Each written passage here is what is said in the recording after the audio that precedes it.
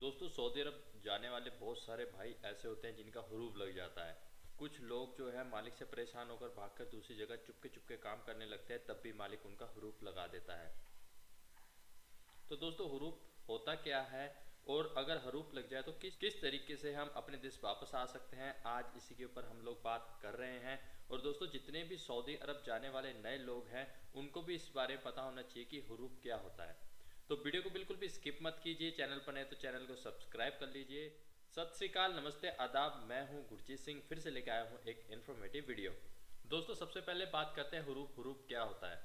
दोस्तों अधिकतर लोगों को पता होगा, लेकिन जो नए लोग हैं उनको मैं बता दूं कि जब हम किसी सऊदी अरब जाते हैं तो किसी कफिल के पास जाते हैं, किसी कंपनी में जाते हैं, तो हमारा उनके साथ एग्रीमेंट होता है कि हम 2 साल या फलाने साल उसके साथ काम करेंगे। अगर हम उस अवधि के दौरान कहीं और काम करने लग जाएं, जबकि हमारा इकामा, हमारा मेडिकल कार्ड सब पहली वाली कंपनी ने बनाया, लेकिन हम दूसरी जगह छुप के काम कर रहे हैं 2 नंबर में, तब अगर हमारी कंपनी या हमारा मालिक हमारी शिकायत कर दे तो उसको हुरूब कहते हैं। हुरूब में अधिकतर होता यह है कि कंपनी या मालिक हुकूमत को ये बताता है कि ये व्यक्ति अब मेरे पास काम नहीं कर रहा है, मैंने इसको बुलाया था, अब ये मेरे पास से भाग गया है, यानी ये मेरे पास अभी अनुपस्थित है, तो उसका हुरूप लग जाता है जवाजात में। तो दोस्तों बहुत सारे हमारे ऐसे दोस्त भाई हैं जिनका हुरूप लगा हुआ है, या तो कफिल ने ही उनका हुरूप लगा दिया। कई बार क्या होता है कि बहुत सारे मेरे भाई दोस्त जिनसे मेरी बात हुई है, उन्होंने कहा है कि कफिल मेरे को कह रहा था कि मैं तुमको तनाजल दे दूंगा, लेकिन उसने मेरा हुरूप लगा दिया। या फिर कई बार क्या होता है कि हमारे भाई लोग मालिक से लड़ाई झगड़ा कर लेते हैं या फिर कहीं और पे काम करने लगते हैं, तो मालिक जो है उसका हुरूफ लगा देता है। तो इस कंडीशन में किस तरीके से हम अपने वतन वापस आ सकते हैं।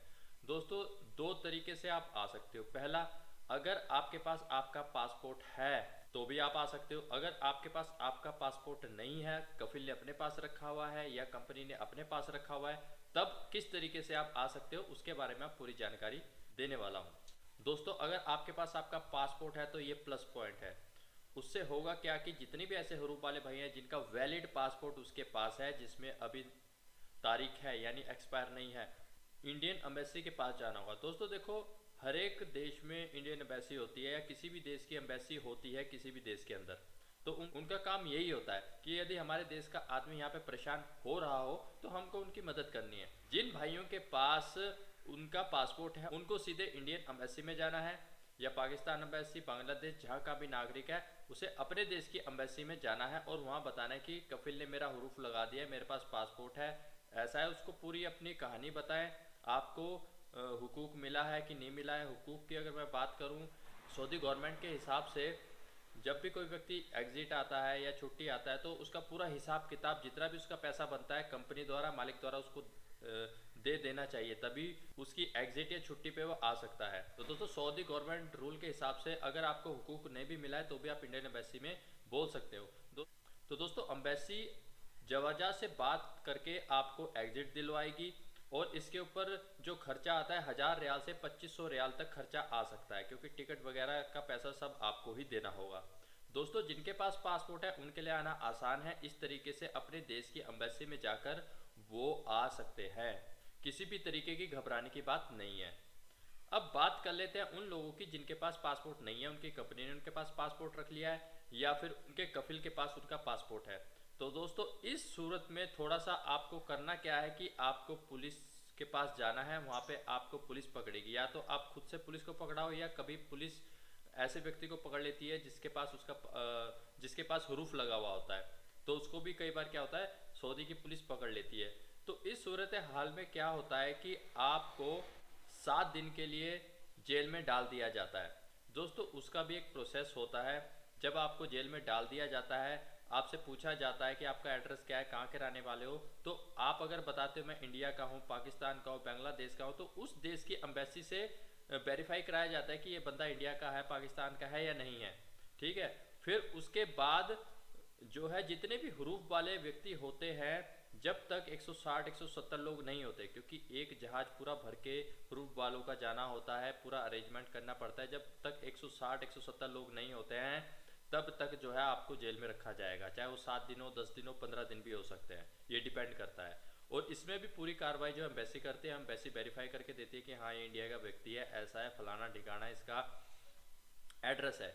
तो होता क्या है कि आपको 160-170 लोगों को एक जहाज में भरा जाता है और इंडिया भेज दिया जाता है। अब इंडिया में वो जहाज कहाँ उतरे, दिल्ली, मुंबई, गुजरात, कोच्चि, कहाँ पे उतरे ये कंफर्म नहीं है।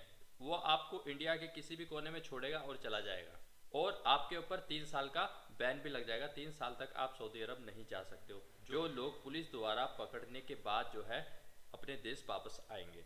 बहुत सारे हमारे भाई दोस्त हैं, ग्रुप में भी मैसेज कर रहे थे, पर्सनल मैसेज कर रहे थे कि मेरा हरूफ लगा हुआ है, मैं क्या करूं। तो मैंने बता दिया, अगर आपके पास पासपोर्ट है आपको सीधा एम्बेसी में जाना है, आपके पास पासपोर्ट नहीं है तो आपको पुलिस द्वारा पकड़ा जाएगा, जेल में रखा जाएगा और उसके बाद आपको आपके देश में भेजा जाएगा। ठीक है दोस्तों, अगर आपके पास आपका पासपोर्ट है, आपके पास थोड़े पैसे भी होने चाहिए, क्योंकि जो भी खर्चा होगा वो आपका होगा।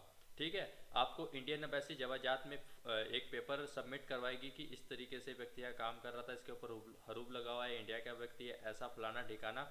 और उसके बाद इंडियन एम्बेसी आपका फ़ोन नंबर ले लेगी। फ़ोन नंबर लेने के बाद आपको इत्तला की जाएगी कि आपका एग्जिट बन चुका है, आप इतने पैसे लेके आ जाओ, या फिर आप अपनी टिकट बनवा के आ जाओ, आपकी फ़्लाइट हो जाएगी। ठीक है दोस्तों, तो जितने भी अपने भाई हरूफ वाले हैं, जिनको नहीं मालूम है, उनको बताने की कोशिश की गई है इस वीडियो में। ये जानकारी देने की कोशिश की गई है कि अगर आपका हरूफ लगा है तो घबराने की बात नहीं है। अभी रिसेंटली जब लॉकडाउन लगा था तो इंडियन एम्बेसी ने बुला बुला के हरूफ वालों को इंडिया वापस भेजा, क्योंकि सऊदी गवर्नमेंट ने छूट दी थी कि भाई यहाँ पे जितने ज़्यादा लोग रहेंगे, बेकार के लोग जिनके पास ना आइडेंटिफिकेशन है, हरूफ लगा हुआ, भैया अपने अपने देश में जाओ, अपने देश में जाओ, कोरोना फैलाओ। अगर आपको यहाँ कोरोना हो गया तो आप हमारे देश में कोरोना फैला दोगे। लॉकडाउन के दौरान बहुत सारे लोगों को इस तरीके से, हरूफ वालों को, उनके देश में वापस भेजा गया। तो दोस्तों, वीडियो आपको कैसी लगी हमको कमेंट में ज़रूर बताएं। अगर वीडियो की जानकारी अच्छी लगी हो तो लाइक कर दें, चैनल पर नए हो तो सब्सक्राइब कर लें, और कमेंट में हमको ये भी बताएं कि अगली वीडियो आपको किस टॉपिक के ऊपर चाहिए।